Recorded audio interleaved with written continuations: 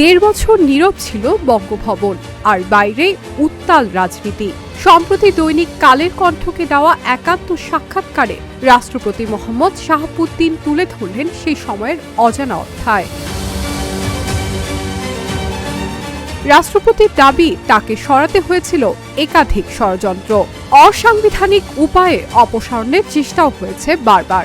আমার রক্ত ঝরে যাবে বঙ্গভবনে, কিন্তু সাংবিধানিক ধারাবাহিকতা রক্ষা করব, এমনটাই বলেছিলেন বলে দাবি তার। গেল বছরের 22 অক্টোবর বঙ্গভবন ঘেরাও, রাষ্ট্রপতির ভাষায় সেদিন ছিল বিভীষিকাময় রাত।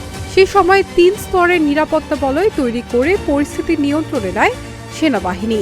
রাষ্ট্রপতি অভিযোগ করেন, ঘেরাওয়ে অংশ নেওয়া অনেকেই ছিলেন ভাড়াটে। উদ্দেশ্য ছিল অস্থিতিশীলতা তৈরি। সাক্ষাৎকারে উঠে আসে রাজনৈতিক নানা সমীকরণের কথাও।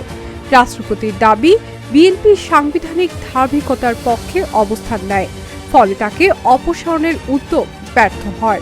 অভিযোগ এখানেই শেষ নয়, অন্তর্বর্তী সরকারের ভেতরে থেকেও নাকি তাকে সরানোর চেষ্টা করা হয়েছিল।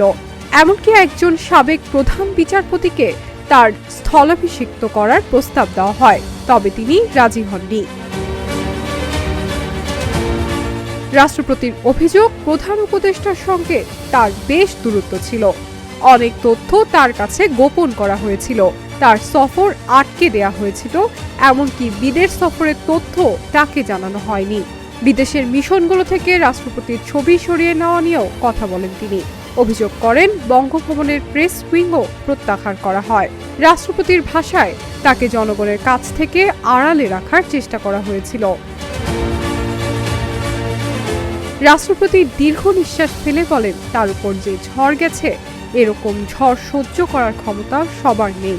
রাষ্ট্রপতির এই সাক্ষাৎকার নতুন করে রাজনৈতিক অঙ্গনে ব্যাপক আলোচনা তৈরি করেছে।